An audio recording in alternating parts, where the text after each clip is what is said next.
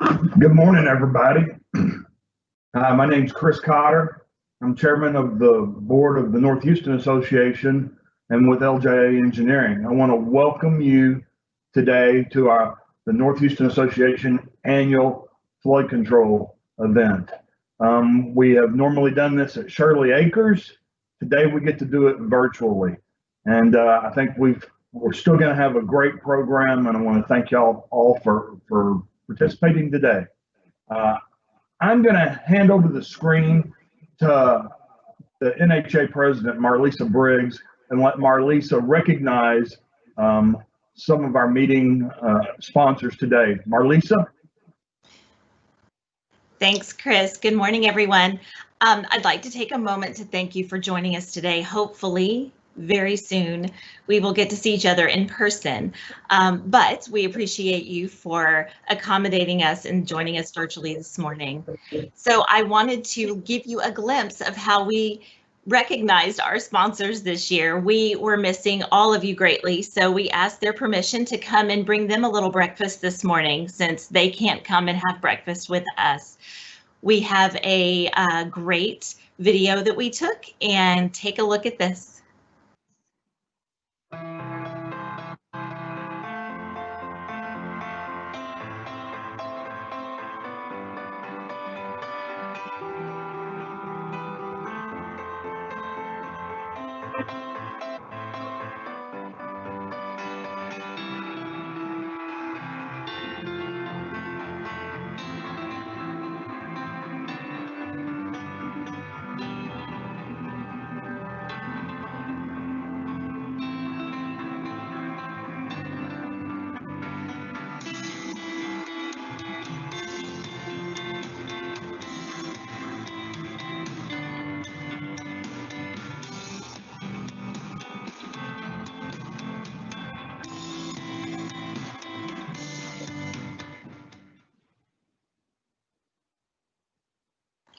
You may have seen some familiar faces there in that video, and in case you missed all those logos in the background, I would like to go ahead and reiterate who our sponsors are for this morning.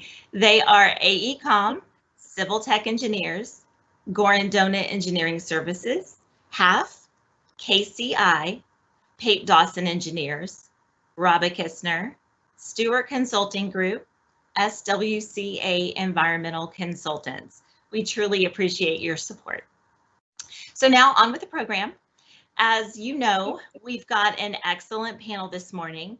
We are going to begin with a Senate Bill 7 background from our moderator, Alia Vinson.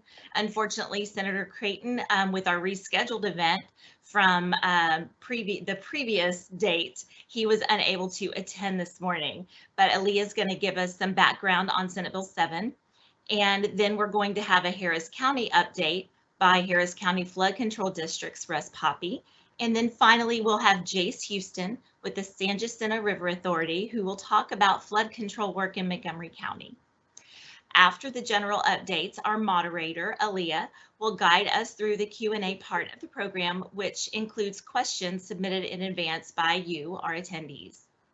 In order to make this virtual event flow as smoothly as possible, there will be no live Q&A from the audience, but if you miss the opportunity to submit your questions in advance, or if time doesn't allow us to get to a question you submitted, feel free to send me the questions that you have after the program, and we will get those answered for you. So speaking of Alia, our moderator, I am honored to have the pleasure of introducing her this morning. Alia Vinson and I have worked together through our work with Houston Stronger, particularly related to Senate Bill 7. Alia is a partner at Allen, Boone, Humphries, Robinson, or ABHR, as it's easier to say, and she primarily focuses on public finance, urban development law, and local government regulation.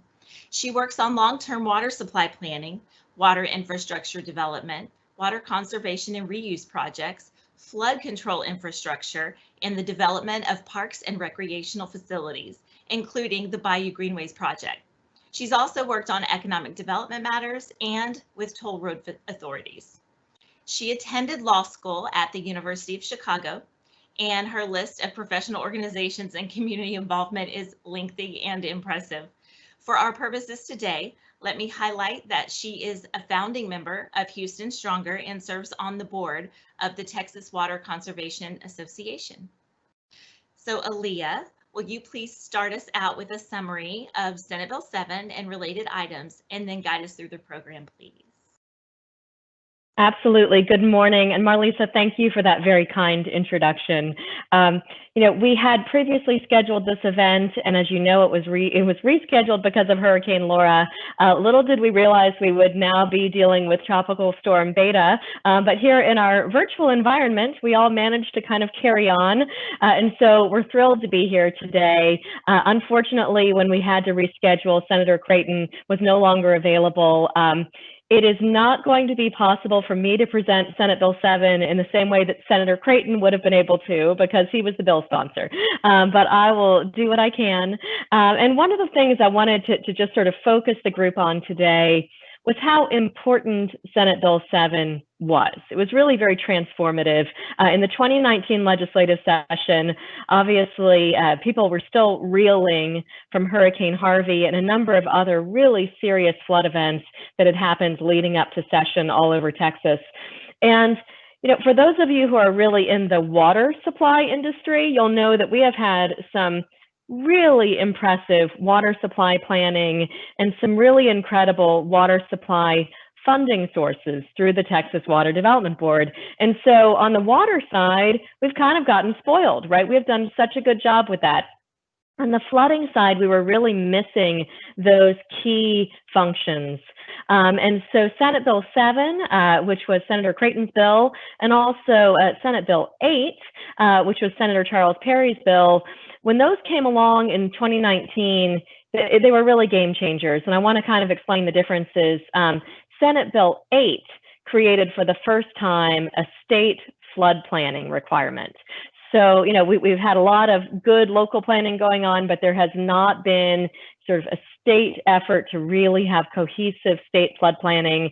And now we have that requirement in place. And so our first state flood plan will have to be put together for 2024, and then it'll be updated every 5 years, just like we do with water planning. Senate Bill 7 enabled state funds to be available for flood projects really for the first time. Senate Bill 7 took $2 billion out of the Rainy Day Fund, and it allocated that money into two different areas. One, I always call these by the acronym, so bear with me here. There's TIRF, which is the Texas Infrastructure Resiliency Fund, and then FIF, which is the Flood Infrastructure Fund. And TIRF, a lot of that money went to Harvey recovery, a lot of planning, and that's very, very important. The Flood Infrastructure Fund is particularly interesting to me because it's less focused on addressing recovery from the past and more focused on new projects going forward. So not just trying to recover from damage already done, but really move things forward so that we could have new projects so damage wouldn't occur again. And so the Flood Infrastructure Fund was approved through Senate Bill 7.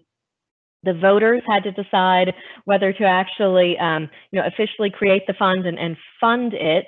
And the voters approved that, which was very exciting. There was $793 million placed into the Flood Infrastructure Fund. It's managed by the Texas Water Development Board. And this year, applications were open for various political subdivisions all across the state of Texas to turn in their applications and ask for either grant or loan money through the Flood Infrastructure Fund to begin getting state funding for projects, which is really, really important because it creates additional local match opportunities that can then be leveraged for additional federal dollars. And so as you'll hear in our conversations today, some of our local political subdivisions are already trying to take advantage of that resource, have submitted applications. And so we are walking down the road and really hopefully beginning to see the benefit of that program. So Senate Bill 7 and Senate Bill 8, I think, were extremely transformative to the way that flood planning and flood funding is available on a statewide basis. And I'm extremely grateful for the efforts that were made during last legislative session. And they are going to make a big, big difference for us here and for the state of Texas as a whole. So today we are going to get to hear from some of our local I guess I'm not supposed to use the term flood czar because there is a flood czar, but some of our flood gurus locally who are really going to help us understand what's happening today. And so we're going to begin with Russ Poppe, who's the Executive Director of Harris County Flood Control District. And what we're going to do here is first we're going to hear from Russ, and then we're going to hear from Jace, and then we'll do some Q&A at the end. Okay, so rest assured I'm not skipping Jace. We're just going to take him second in line. Most of you know Russ well. You've been to many presentations that he's made, but I want to make sure that you understand his background and some of these great successes that he has had in his career. So he's the Executive Director of Harris County Flood Control District. Under his direction, the Flood Control District devises countywide flood damage reduction plans. They implement those plans and they maintain the infrastructure. The district has primary jurisdiction over the stormwater facilities in the county. And, I know we all know that Harris County is big, but when you hear these numbers, you realize how big it really is. That consists of 1,500 channels, totaling 2,500 miles in length, as well as more than 60 regional stormwater detention basins and a 2.5 square mile wetlands mitigation bank. So when you hear that, it's a pretty impressive system and a lot to maintain and take care of. So after graduating from Texas A&M University in 1999 with a civil engineering degree, Russ successfully practiced engineering in the private industry before joining what was called the Harris County Architecture and Engineering Department in September of 2005. And I was saying before we came on, I have never had to introduce someone who graduated from A&M in a non-live environment before. So I know, hopefully, some of you out there have been whooping as I said that, but I can't hear you. So I know you're whooping in spirit. Since then, Russ has held various leadership positions with Harris County and Harris County Flood Control District. His project responsibilities have spanned from roadway, park, water quality projects, to multi-story buildings and complex flood reduction projects in highly urbanized areas. His tenure in the public service sector includes a collective project portfolio that exceeds $1 billion in value on very diverse projects, and that has allowed him to gain a unique skill set and develop a solid track record focused on producing efficient and effective public projects. So with that, Russ, thank you for being with us today. Can you please give us an update on Harris County's flood control projects?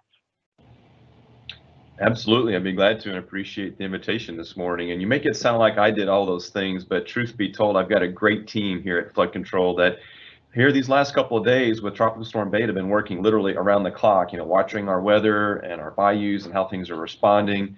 And so I've got to give a shout out to the team here at Flood Control that's been helping make us have successes in all these different projects. So appreciate that introduction, and thanks to my staff for all the work that they do.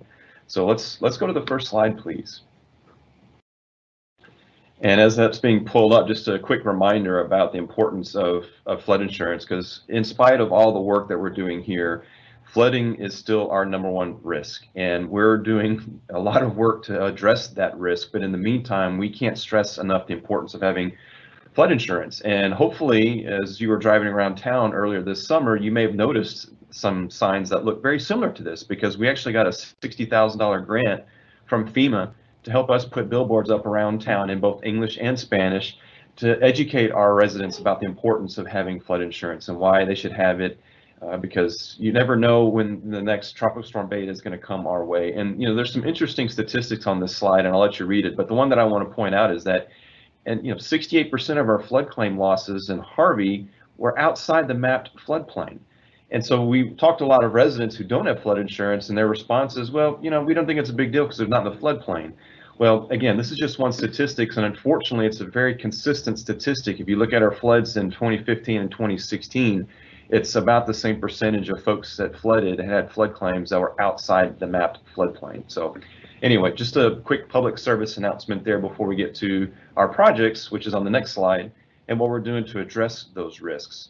So if you look at some of the numbers that, and again, because of the short time frame we have here, I'm not getting into specifics, but again, if you want to see specifics, we're really trying to use our website as the main mechanism for getting out the information about our projects. And so you can see the address there.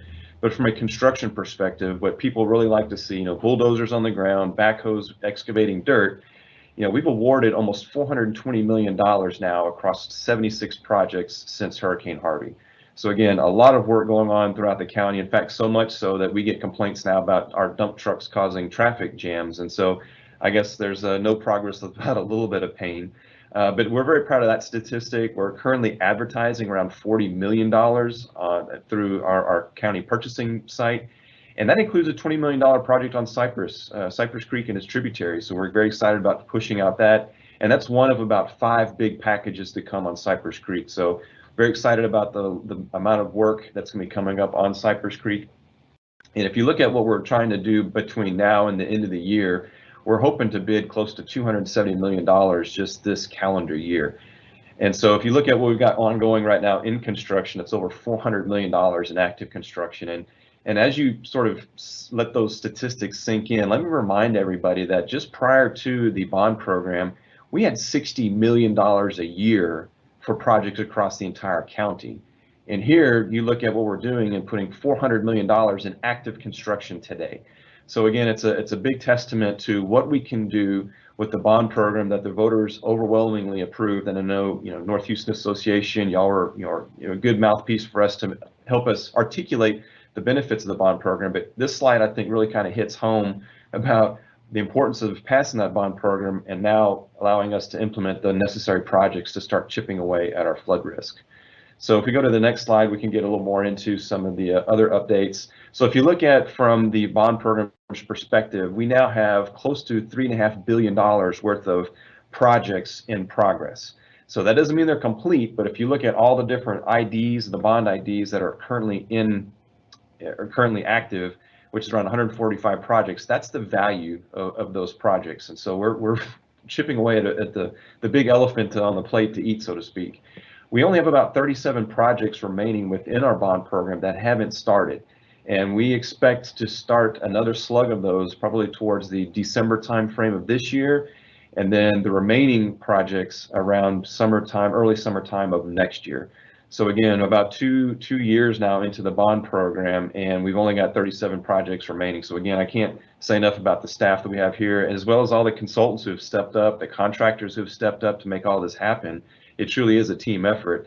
And that's, again, these numbers are not slowing down even in the COVID environment. I just want to say a quick thing about that most of my staff, the technical staff, is working from home just because it's safer to do so, and the technology exists there for us to be productive while we do that.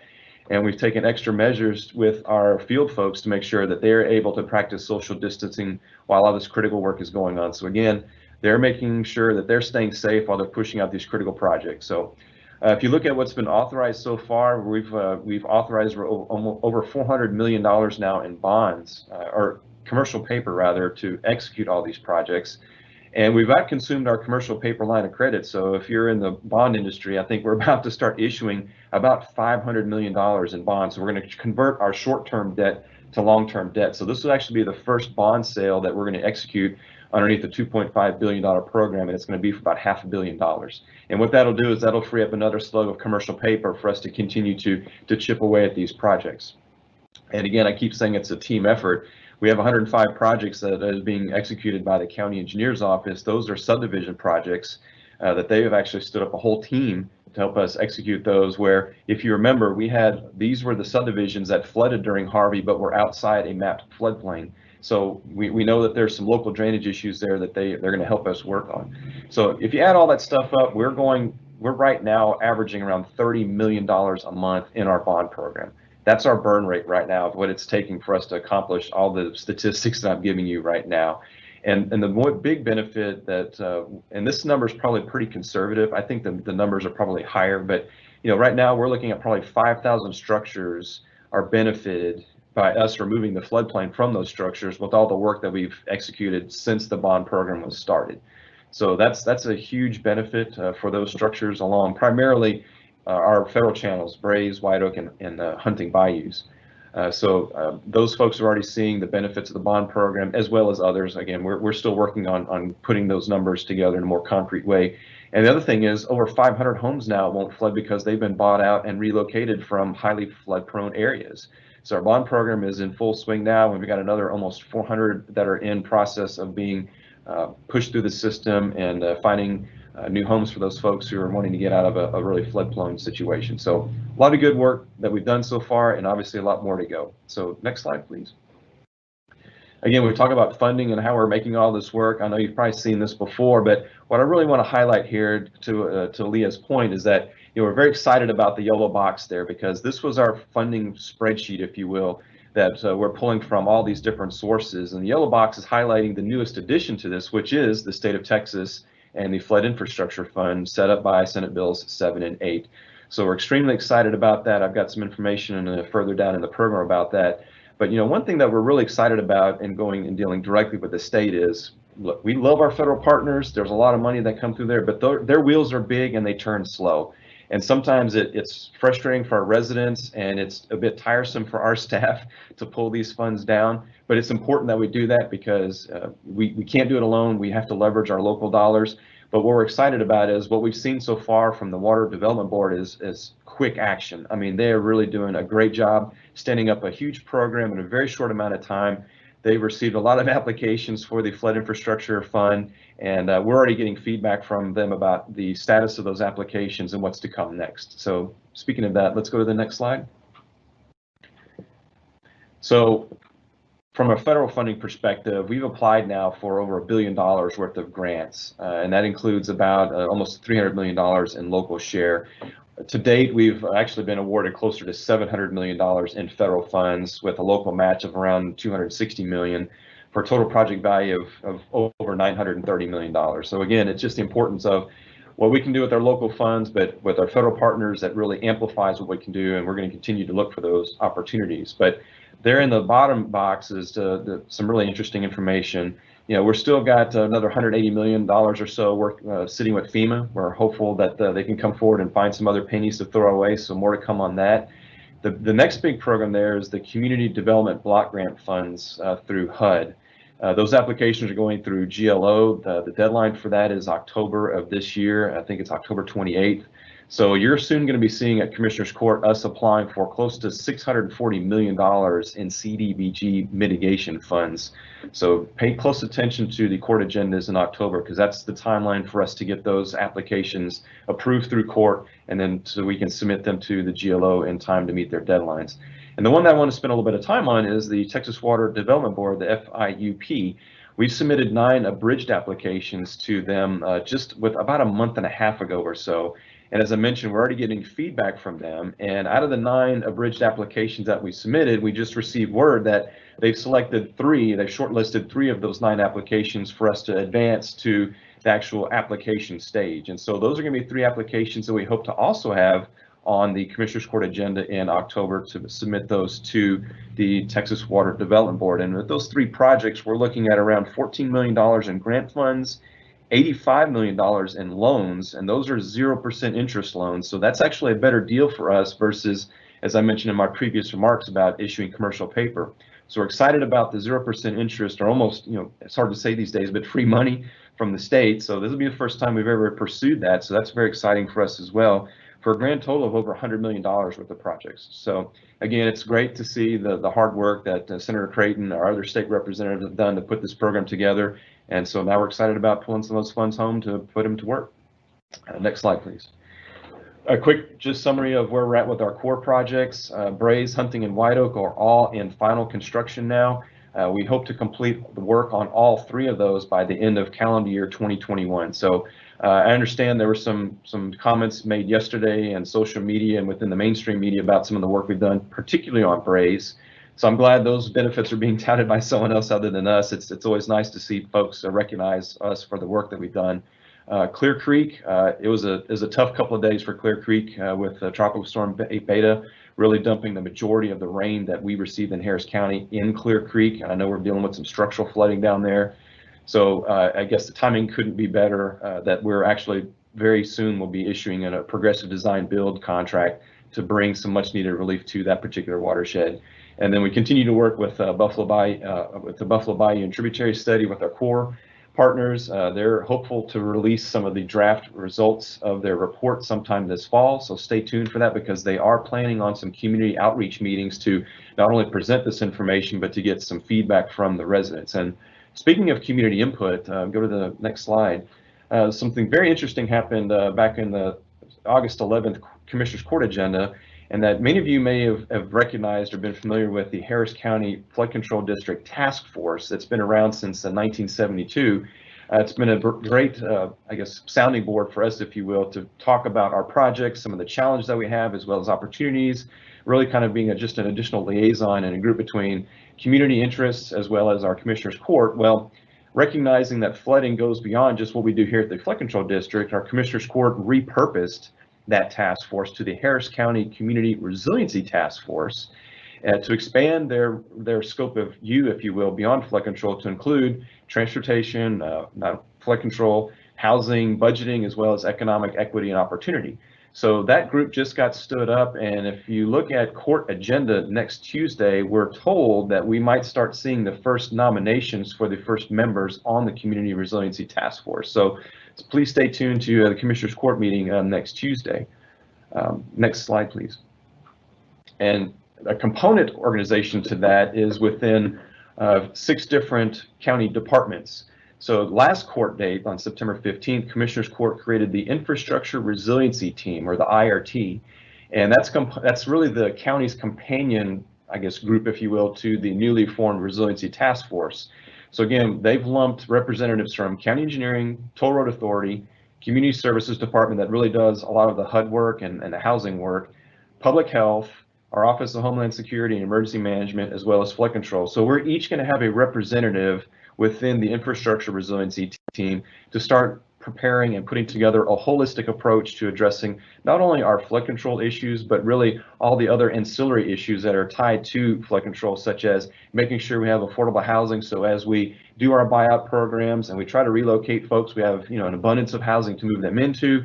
We have smart transportation systems, and that's not just for vehicles, but that's for pedestrians and other types of transportation systems. So we're really excited about standing this group up. It's never been done at the county before, but I think it really points to our court members really wanting to get at the root of resiliency within Harris County. Because again, as we start trying to solve our flooding problems, other issues come to us through the community. We're doing a lot of outreach right now, and we're hearing things about, shortage of hospital, healthcare, roads that are in bad shapes. And so really this group is going to be sort of the focal point for putting together a holistic view that's going to address resiliency within Harris County. And like I said, more to come with this. We just stood this department up. We're just actually now starting to put together the job descriptions to hire folks. So we're excited about it. But with that, I know Jace has got some comments too, so I'd like to give him some time and we get to Q&A. So with that, I'll yield the floor. Okay, thank you so much, Russ. And, I really thought that slide that you put up with the yellow box showing the key funding stream that Senate Bill 7 presents was really much better presented than my attempt to do the same thing in Word. So that was really effective. One of the things that I did want to say, and I was remiss in not mentioning this earlier, is the importance that organizations like North Houston Association had in getting Senate Bill 7 passed. Senate Bill 7 had a statewide impact, but make no mistake, this region was really vocal, really focused, and really coordinated. And so North Houston Association, along with many partners like Houston Stronger, West Houston Association, Greater Houston Partnership, really kept things focused, kept the heat on. And so I would say, for all of the North Houston Association members, you should give yourselves a pat on the back for being part of the solution, because you really were. Okay, so with that, I'll go ahead and turn to Jace Houston. And as I said, we'll hold the questions for Russ here for a few minutes. We'll come back to him. Jace Houston serves as the general manager for the San Jacinto River Authority, and that's a governmental entity that was created by the legislature way back in 1937 for the purpose of developing, conserving, and protecting the water resources of the San Jacinto River Basin. He also serves as chairman of the board of the Texas Water Conservation Association Risk Management Fund. That's a self-insurance risk pool that a lot of the water agencies in the state of Texas rely on. In his career, prior to joining the River Authority, Jace served as general counsel for the Harris-Galveston Subsidence District. He was a staff attorney for the Texas Natural Resource Conservation Commission. That's what we now think of as the TCEQ, and general counsel for State Representative Robert Saunders in the Texas House of Representatives. So Jace has his law degree from the University of Texas School of Law. So we do have a Longhorn in the house, that's right. And holds a Bachelor of Science degree in Civil Engineering, also from the University of Texas. And so, you know, Jace is one of these unusual people who is both a lawyer and a civil engineer. But you know, he really has had an incredible career. I've had the opportunity to work with Jace for several years on flood-related issues, primarily through Texas Water Conservation Association. And it's great to have him with us here today to bring Montgomery County's viewpoint to this discussion. Jace, could you please provide us with an update on the work that SJRA has been doing? Absolutely, Alia. Good morning. Thank you very much for the introduction. And thank you to the North Houston Association for having me. It's a pleasure to speak with you guys. I'm going to go ahead and open up my PowerPoint, if you'll bear with me one moment.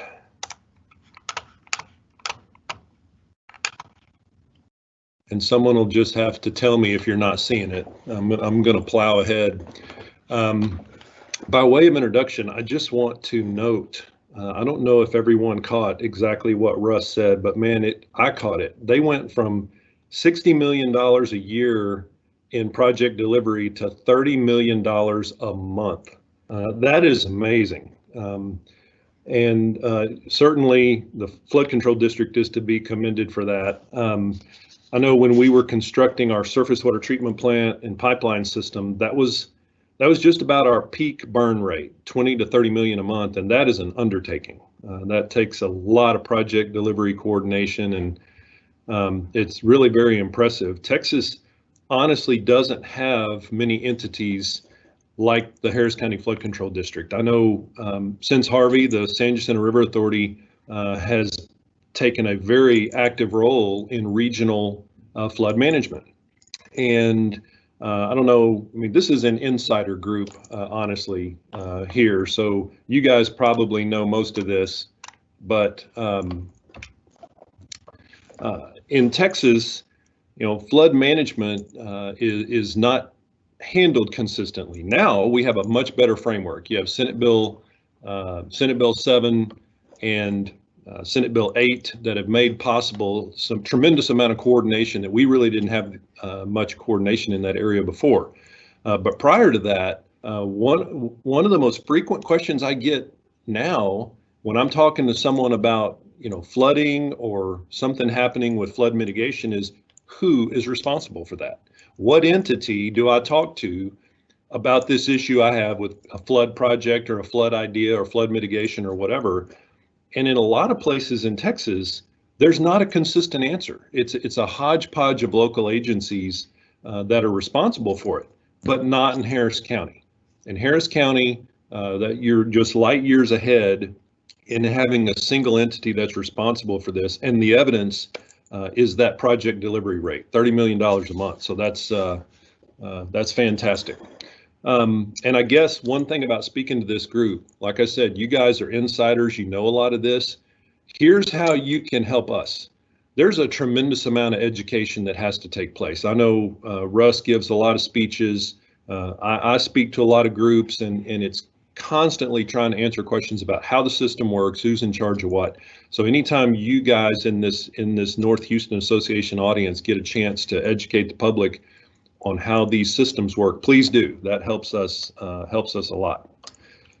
All right, let me see if I can get to my next slide.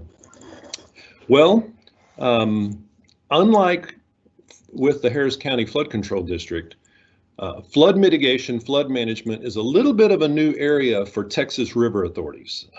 In Texas, river authorities have been around since the early 1900s. SJRA was created in 1937, but primarily the function of river authorities in Texas has historically been long-term water supply planning. And as Alia mentioned, Texas is really good at that. I mean, we have a great system for doing long-term planning, and river authorities are right in the middle of it. We look 50 to 100 years into the future, do an estimate of how much water do we need to meet the demands of all the customers, municipal, industrial, agricultural, whatever it may be. And we make sure we have the projects and the water supplies lined up to meet those needs. It's how it's always been. And river authorities are funded to do that job by customers. We don't have any taxing authority. And so in the last few years, river authorities have taken on a much more active role in flood management. We're going to be part of these regional flood planning groups that are being created. And we're working on ways to get integrated into that process. And so what I want to do today is really cover some of the ways that SJRA here locally is getting active in that process.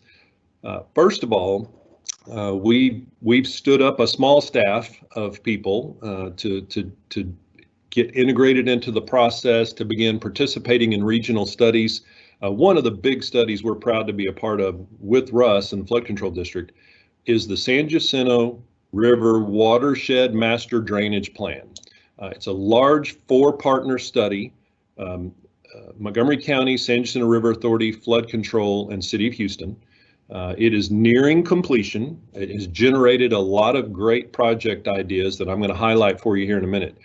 So that's one of the activities we're involved in, but SJRA has applied for 5 different grants through the Water Development Board's Flood Infrastructure Fund program. Thank you to Senator Creighton for working hard to get Senate Bill 7 passed to make these possible. But I want to highlight some of these. First of all, and you can, I won't read them to you, but we have a sand trap project.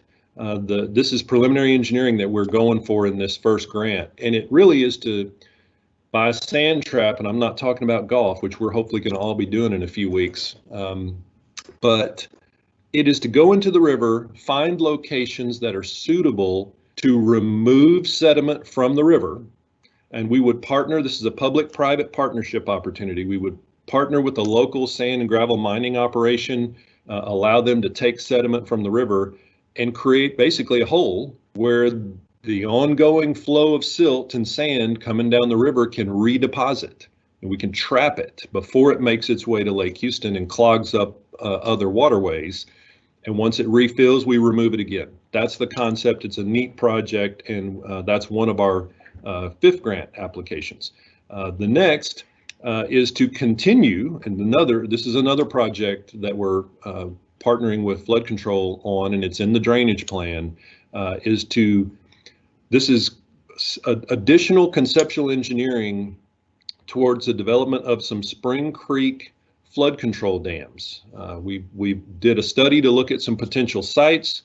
This grant application would take that sort of to the next level with some additional engineering to look at some projects for flood control reservoirs within the Spring Creek watershed. Our next project is basically a sediment budget study to look at the entire upper San Jacinto Basin as well as some of the sub-watersheds and try to get a better handle on the sediment budget and the sediment load so that we can make some strategic decisions about those. And then our next grant project that we submitted for is a joint reservoir operations strategy. So when Lake Houston gets its new Tainer gates or whatever version of gates they plan to install, they will now have more operational responsibility than what they currently have to deal with essentially an overflow spillway. So we wanted to work with City of Houston and Coastal Water Authority to take a look at what sort of joint reservoir operations should we be thinking about between our 3 agencies. So that's the purpose of this grant. And then finally, we partnered with San Jacinto County and are pursuing a grant to install some additional rain and stream gauges along some of the portions of the San Jacinto Basin that are over in San Jacinto County. So those are our 5 grant applications. We are very pleased to announce that we were invited to go to the next. Those were abridged applications. It's sort of a 2-step process for this grant program. And we were invited on all 5 of these to submit full applications. So we were very pleased with that. Our highest ranked project was the Spring Creek project. The Sand Trap project, actually, it was determined to not be eligible for grant funds, only loans. And so we're not gonna submit a full application for that one. We're just gonna try to find some other funding partners to work with on that project. And so we plan to submit full applications for the other projects, which they're all eligible for 50% grant funding, except for the early warning system in San Jacinto County. That project's actually eligible for 74% grant funding. So we're excited about that and looking forward to working with San Jacinto County on that. In addition, another area of projects that San Jacinto River Authority is pursuing relates to CDBG grants that are administered through GLO and HUD. There's approximately $1 billion available that SJRA is qualified to pursue. And so we have retained a consultant to help us put these grant applications together, because if you're not in this business of pursuing funds like this, can be a very complicated endeavor. And so we have brought in some experts to assist our staff in putting these applications together. And we're ready to get underway with those. The deadline is coming up at the end of October. The picture there on the right are some of the projects that we're considering pursuing grants for through the CDGB mitigation program. And these are straight out of that regional master drainage plan study that we've been working on with flood control. Some of these are over in, this slide shows some of those that are on Peach Creek. And then this slide shows some of the projects that are eligible from Caney Creek. Both of those are sort of in that east Montgomery County, Liberty, San Jacinto County area, where frankly, you can see here the scoring includes low to moderate income objectives, social vulnerability objectives. I mean, there's just some elements of the scoring system for CDBG grants that we're going to have to look at the criteria, because we want to pick the projects that are most likely to have success. So these are some of the projects that have been identified. And of course, all of these areas eventually flow to the Lake Houston area. So they'll benefit all areas downstream if we're successful in getting those implemented. So we're looking forward to pursuing those. Interestingly, a lot on these, there's no local match requirement. So we certainly want to put a lot of effort into getting these done. And as I mentioned, applications are due very quickly. So we have a tight time frame and a lot of information. Just to note, in case you haven't seen the master drainage plan that's in draft form and about to be public hearings on that, some of these are detention projects, but there are also some channelization projects that are included. And if I can go back up one, yeah, there you can see the channelization sort of at the bottom of that graphic. And then the 2 detention projects upstream. And I believe you have to pair some of these, because before you can channelize and improve how quickly water flows through a certain area, you don't want to make flooding downstream worse. And so I think you're supposed to partner these with some upstream detention. So we'll be looking at that with our consultant as we move forward with those. Now, just to wrap up, these projects are very, very expensive. As Russ mentioned, they've got a $2.5 billion bond program. They're cranking out $30 million a month in projects, and that's just barely enough of a burn rate to get through, right? I think I heard Alan Black talking in a meeting yesterday that they really need to up that burn rate if they're going to get through all the projects that they want to do. So these are expensive, and it's going to take partnerships. Every time I speak, I always try to emphasize the importance of partnerships in these programs. In fact, in most of the grant applications, you score higher if you bring to the table with you other partners from your region, cities, counties, flood control district, coastal water authority, anyone that you can work together with, any kind of taxing districts, really, LIDs, MUDs, there's just all sorts of special districts. We're going to have to work together. You can see on most of these, even a project in the upper reaches of Spring Creek is going to have benefits all the way downstream. So our plan, and we've already been working on it, we're reaching out to any entity we can find that is benefited by these projects to try to get these partnerships formed, because they will be expensive and it's going to take a lot of effort. And for us, being a small agency, we're going to have to look at probably some help with writing and managing these grants. So those are some of the challenges that we will face moving forward, and it's the same that Harris County Flood Control faces, I'm sure, in Harris County. So Alia, that's really what I had to present today, and happy to stand for questions. Thank you, Jace. That was really helpful. So what we're going to do is we're going to go ahead and begin with some questions for Russ, and then I'm going to switch to some questions for Jace. And I've promised that I'm not going to switch back and forth too quickly, because in this live format, it doesn't like that. So I'm going to begin with some questions for Russ. And Russ, we've of course mentioned, and everyone's very aware of, tropical storm beta, now tropical, depression beta. And we've been living with the rain from that for the last couple of days. I don't want to ignore that storm. Can you tell us about the impacts that we've been seeing in Harris County from Tropical Storm Beta? And I'm particularly interested in understanding how some of the projects that you've been working on, like the Brays Bayou project, may have mitigated some of the flooding that we have been seeing from this rain event. Can you talk to us about that? Sure, I'd be glad to. It's just a reality. We've been living with Tropical Storm Beta since about late Saturday, early Sunday of this past weekend. And so we actually started seeing the rain bands started coming through Sunday afternoon. And we actually had staff here in our office that were watching our 200 plus gauges now that are in our flood warning system, looking to see how the rain was coming down, how our channels were starting to respond. We had staff, I think we had around 5 or 6 staff positioned with our emergency Office of Emergency Management at Transtar. And I think they're finally really looking forward to going home today, since it looks like now Beta is finally moving off to the east and giving us some sunshine, hopefully starting maybe around noontime today.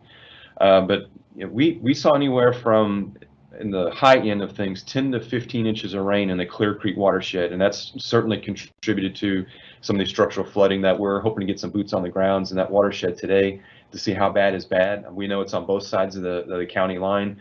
You may understand that Clear Creek provides or serves as the boundary between Harris County, Missouri County, and Galveston County on the south side of town. So we're certainly going to go out there and see what kind of situation we're dealing with today. Further up from that, Brays saw quite a bit of rain as well. You mentioned we saw probably around 8 to 12 inches of rain within the Brays Bayou watershed throughout this entire event. Some of the news stations picked up some street flooding that was associated with some of our tributaries that drain to Brays, Keegan's in particular. They're in the kind of the 59, as 59 goes down towards the southwest in the Beltway 8 area. So we didn't see that we know of any structural flooding down there, but certainly a lot of inconvenienced street flooding as the bayous came up and then started to recede. But we're right now probably pushing 85–90% complete with Project Brays, which has been a project that we've been executing in partnership with the Corps of Engineers since early 2000s. So it's been a 20-year endeavor to get us to this point. It's going to be close to a $500 million investment in that watershed. But we're seeing, based upon the rainfall that we got, and we haven't run the official numbers yet, so I'm going to go out on a limb and take an educated professional guess here, is that without the work that we had completed on Project Brays, we would undoubtedly had structural flooding in that watershed with the event that we just experienced. So I think it's a testament to the type of projects that it takes. As Jace mentioned, partnerships are extremely important. We could have not have done a $500 million lift by ourselves locally. So thanks again to our core partners in helping us bring this project to reality. So certainly a success story for us. And we just recently bid $40 million worth of 2 projects really on hunting, which kind of serves really the Cashmere Gardens area, as well as White Oak Bayou starting in the Jersey Village area. So we're going to start seeing a whole lot of dirt being moved on those 2 watersheds as well. So all in all, it was a tough day, a tough couple of days down in Clear Creek, but for the most part, Beta served as really a test of all of our systems for the other county watersheds that I think for the most part, unless we get different intelligence today, performed pretty well. Thank you, Russ. It is great to hear that some of those projects that have been moving forward in the last few years really are making a difference. Really appreciate that. Now, here in the North Houston Association sort of service area, naturally, we're particularly focused on those projects that are in the service area. And so I wanted to ask you about a few of those. I wanted to start with the White Oak Bayou project that's in the western part of the service area for North Houston Association. I know you mentioned that. Would you mind going into the status of that in a little more detail? Sure. So White Oak Bayou is about, I think it's around 17 miles or so worth of channel improvements, starting at 1960 and going all the way down to about West Little York. And that's another core project with us. It's around $140 million project in sum total. And we've been making pretty good progress on the federal project on White Oak Bayou all along. We're now starting to get caught up with the reimbursements from the Corps of Engineers. But the Bipartisan Budget Act of 2018 provided us, I believe it was $65 million to fund White Oak Bayou to completion at full federal expense. And so that was kudos to our congressional delegation here in the state of Texas for making those monies available, because that ultimately worked its way into the core work plan. So the project that I just mentioned is about a $20 million project we just executed. It's really the upper 2/3 of the channel improvements that are going to be going in as part of that federal project. Those will start at 1960 and go down to about Hollister. So that project was just awarded, and construction should start, I would think, in the next month and a half to 2 months. The good news is, if you're along that bayou and you like trails, we actually have the money in that project from the Corps to include the trails as part of our flood risk reduction project. So normally we don't put the trails in because we don't have enough money to do all the flood control work that we like to do, much less the recreational pieces. But good news in this case, there was a recreational component in the White Oak Bayou federal project that also got included when we received the funding from the Corps. So good news there, you get some flood risk reduction as well as a trail system. The lower 1/3 of the project will likely bid in the fourth quarter of this year, so sometime between now and the end of the year. So you will see almost the entirety of the remaining channel work on the White Oak Bayou federal project underway probably by January, February of next year.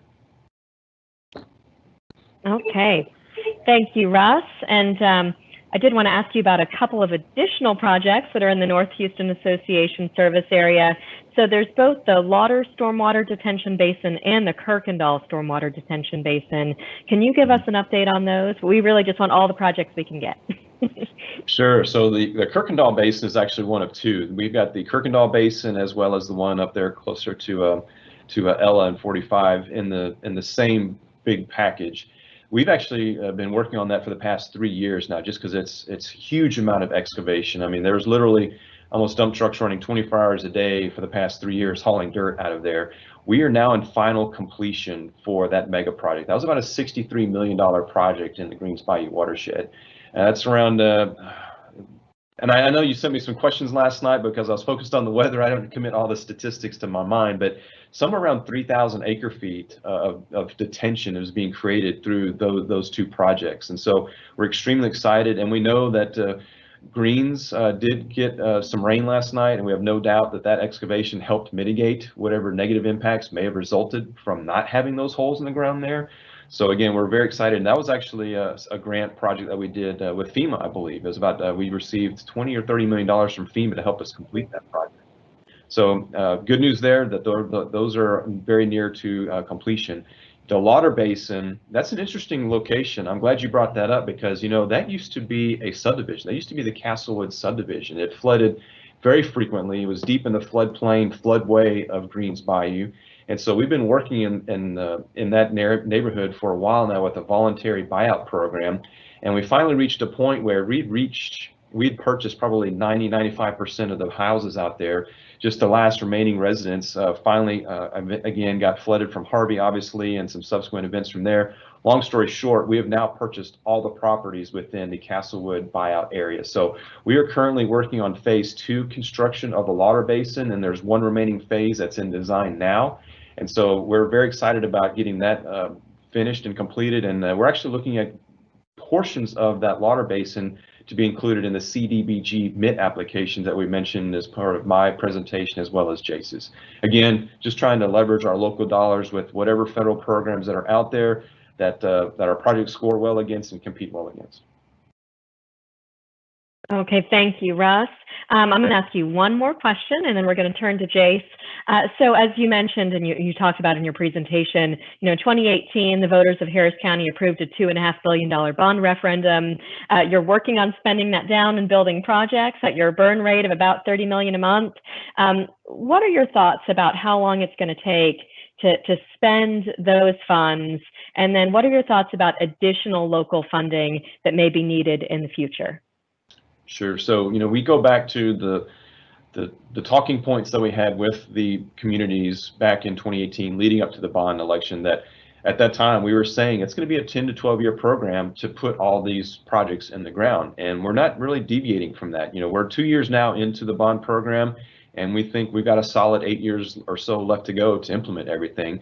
And you may recall also that a big part of our bond program, $2.5 billion in local funds, but we're looking for almost equal match in partnership funds, whether that was from the federal or the state or others. And so part of our timeline for completing all the work that we want to do is certainly going to be incumbent upon the successful partnerships that we identify and bring those monies down to match our local dollars. And really, that's going to be a bigger driver in the schedule, because if it's just local monies, we have a lot of control over that. But if we're trying to find, all these partnerships, and like I'd mentioned, probably close to $600 million worth of applications to the GLO coming up in the next month. I mean, those are going to be lengthy. That's going to be a lengthy process. I mean, I just don't know how else to say it. The GLO is going to have to take these applications, then score them, just like the Water Development Board just did with the Flood Infrastructure Fund applications. That'll probably take to the end of the year, and then we'll find out how many of our projects applications are successful. And because of the size of the applications that we're making to GLO, they will necessarily require an amendment to the state's action plan that's on file with HUD. So that's going to be an amendment process to the state's action plan, which that takes months. It's not weeks, it's months. And so best case, we're looking at probably sometime middle of next year before we get any real feedback about we can now move to the next step, which would be encumbering some of the pre-award authority that's allowed underneath that program to start doing additional planning work and community engagement to further refine these projects, go through the NEPA process to make sure that we're not doing any adverse conditions to the environment. And so it's going to be multi-years to get those types of federal dollars to come in and put on our local projects. So stay tuned. We're working as hard as we can locally, but recognizing that there's a federal process that will have an impact on how quickly we can implement and chew down that schedule. Okay, thank you, Russ. I sure appreciate your answer on that. So turning to Jace. Jace, I'd like to start with a question for you about Tropical Storm Beta as well. I know you guys are a little further north, but can you give us an update on how it impacted Montgomery County? Sure, and location was the key for us. I mean, being this far north, we had much lower rainfall totals. I was looking at the data this morning. Our basin average, and I'm talking about the Lake Conroe Basin, which is even the northern part of Montgomery County. We've had 1.5 inches in the last 24 hours. So for the whole event, we've probably had a couple of inches of rain or 2.5 inches of rain over the last, for this entire event. The lake was 1.5 feet low going into this event. So we had plenty of space to capture rainfall, and we've come up about 3 inches. So it's one of those events where you plan for the worst, and you're prepared for the worst. And certainly this time we dodged the main impacts of the storm. We certainly feel for our neighbors to the south, but we had very low impacts from this event. Well, thank you, Jace. That is good news. So you mentioned, of course, Lake Conroe and the level of Lake Conroe. I know that SJRA currently does seasonal lowering of Lake Conroe. Can you tell us a little bit about that and the impacts that can have downstream?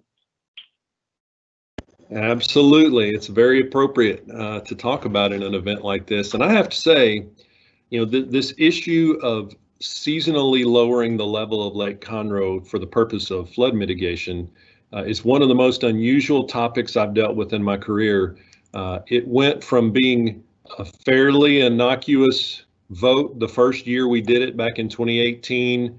And then in 2019, by the fall, it was innocuous no longer. We had a tremendous outpouring of interest, and our January and February board meetings had to be held at the local convention center, and we hosted about 1,500 people for each of those board meetings.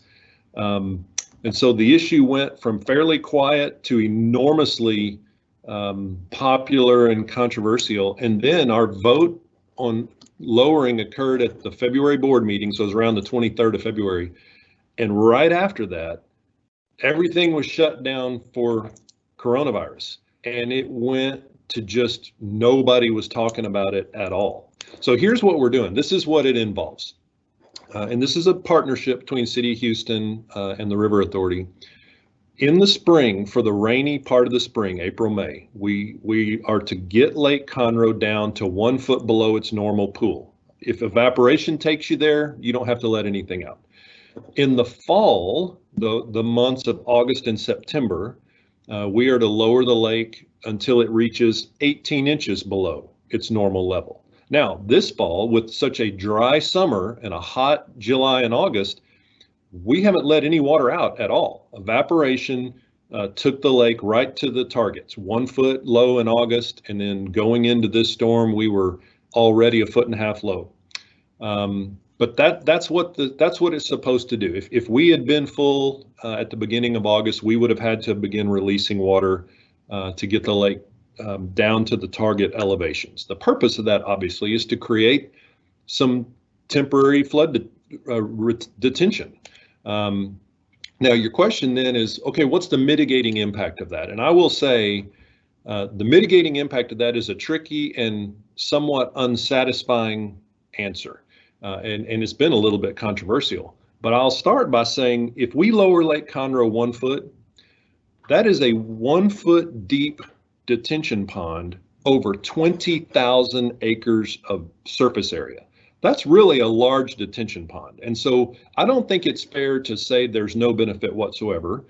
There is some benefit. We actually had some engineering studies done to try to determine what that is for a 100-year storm event and a 500-year storm event. And it does lower, for those modeled events, it lowers the water surface elevation in the San Jacinto River downstream by 8 to 9 inches, depending on the kind of rain event, right? So it's tricky to estimate because, you never get a perfectly uniform 100-year storm across the entire watershed. But that's what we modeled, and it does show there is some reduction in flow. And so, a storm like this, we went into the event 1.5 feet low, and even if we had 6 inches of rain up here, we probably could have caught it all. And that reduces what's in the river going downstream. So I think ultimately you do see some benefit. And that's why most of the projects we do in our models and our planning, you have to run that cost benefit analysis. For us, there's not a lot of cost. Lakes already exist. There's some impact to water supply, but we didn't have to build anything. So that's sort of a rundown of seasonal lowering. Jace, thanks for that explanation. Another thing that I know SJRA began to implement after Harvey was to look at dredging projects in the San Jacinto River. And I know that some dredging has occurred. What impact has that dredging of the river had on flooding? And do you think that additional dredging would be necessary? So, dredging is almost as tricky to discuss as seasonal lowering. From a high level perspective, the benefit of dredging is that you can improve some localized flooding conditions in what, I as a non-flood management professional like Russ, I just call them choke points. And when I speak to groups and they ask me questions about dredging, this is how I try to describe it to them. A lot of us in our yards have little low areas where we've put in bull rock, right? You make a little bull rock creek for the drainage in your yard to flow through on its way off of your property. Well, after a storm, you'll have a little pile of debris down at some spot in your little channel. And now every time it rains, that's a little dam, and the water fills up and it has to get deep and flow up around the choke point. Well, we have the same thing in our rivers. All of the sediment and silt that runs down the San Jacinto River system, all of the rivers and creeks, it eventually drops out and creates these choke points. And when the rains come, the water has to rise up, flow around to get past these choke points. And so a lot of these dredging projects have been aimed at opening up some of these choke points that were especially created during Hurricane Harvey because it just dumped tremendous amounts of silt. I don't know what the number is, but it was probably 100 years worth of normal flow, dropped all in one event. But when it comes to the benefit of it, though, I think some people think, okay, we've done the dredging, so now if we have another Harvey, I'll be okay. If you go back to my analogy of your backyard and your little drainage swale, you remove that debris and you've probably eliminated the localized flooding that you can get in some of the smaller events. But in a Harvey, your entire yard is sheet flowing water. That little Bull Rock channel is nowhere to be found. And so the benefit in a very, very large event, my understanding is not going to be quite as great, but we certainly want to take care of those choke points because of the benefit they have in the more routine rainfall events. And every one of them is different. You really, when you're looking at these, and that's why as part of our sand trap study, we're actually trying to find the locations where we can create the most benefit for the dollars spent. So that's a high level answer to your question. Well, thank you, Jace. I'm reminded of the Mark Twain quote that's usually used in the context of drinking water, but it's whiskey's for fighting, and no, whiskey's for drinking. It's still early in the morning, but water's for fighting. I feel like in water supply and in flood, that's just true. So there are a lot of challenges and a lot of controversies there. So I did want to ask you about the applications that you have pending with the Flood Infrastructure Fund at TWDB. I think it's really exciting that you were invited to make final applications for all of your abridged applications. I'm interested in talking a little bit more about the flood gauges. And it seems to me that one of the things that has really evolved over the last 3 years since Harvey is that people are really interested in better information, right? So can you get information about the levels of water and make decisions based on that information? What can you tell us about the flood gauges that you're trying to get funding for? Yes, great question. And those gauges we're applying for in San Jacinto County are not the only gauge projects we're working on. It's just the only one we've gone after funding because some of them we already teed up the projects and completed them in the last 2 years since Harvey, because, well, this, in Texas, our planning efforts tend to pursue or tend to follow disasters, right? So if we have a big drought, we have several years of major emphasis on water supply. We have a big flood, we have some emphasis on flood control, and you've got to get your work done quick. So after Harvey, we partnered with the Woodlands Township, Montgomery County, flood control, and we've installed a lot of new gauges because what we have found is, just like you said, people want more information, and not just more, they want it earlier. And frankly, they want it close to their house. I mean, they want to know, what is the creek right behind me doing? Or what is the creek that crosses the road that I have to take to work doing? So flood control has an enormously thorough coverage of Harris County, and they've partnered with lots of other entities. We're one of their partners on the flood warn system. All of our gauge network can be viewed and is reported through the flood warn system, and we just keep filling in the gaps in that network because people want earlier notice. They want to know as early as possible, how much rain do we think we're going to get? What's the creek behind my house going to do? Not all of the gauges we install are predictive, but over time, we're able to turn more of those gauges from data only. So you can get rainfall data, stream gauge data, or flow data, or whatever. But we're also trying to turn more of those into predictive gauges, where you add to it a model that can tell you, well, based on the forecast, here's what we think is going to happen over the next 12 hours. And that's kind of the gold standard, and what people are really interested in. And so that's the emphasis. We're trying to use grant funds where we can, partner funds where we can, to get more of those installed. Thank you, Jace. And I wanted to go ahead and wrap up and thank Russ and Jace for presenting today. We really are glad you could be here. And really, I wanted to take the opportunity to thank you both for your leadership. I think, the leadership that you have exemplified in your organizations, you're making a huge difference in our region. And so while it's often an uphill battle, it is making a difference. So thank you so much. And we're so glad that we could have this discussion today. I'm going to go ahead and turn it back to Chris, who's going to wrap up with some final announcements. Thank you so much. Thank you, Alia. And thank you, Jace and Russ, for your words today. We greatly appreciate you participating in this event. Our next two upcoming events, let me touch on them real quickly. The first is on October 5th, and that's our golf tournament out at Glenlock Farms. And good news, we have been allowed to add more teams to that event. Restrictions have been loosened, and we're actually going to be able to sit down and even eat together, which we weren't anticipating. So if you have interest in participating in the golf tournament and you're not already signed up, please see the NHA website, and you'll find details there. Again, that's Monday, October the 5th. 2 weeks from this past Monday.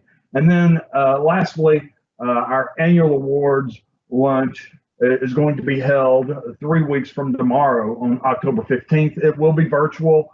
We'll have updates from judges, Keo and Hidalgo, and we hope to have a big crowd for that event. Again, I want to thank you for being here with us today. Thank you very much. Stay safe, and we'll see you soon. Goodbye.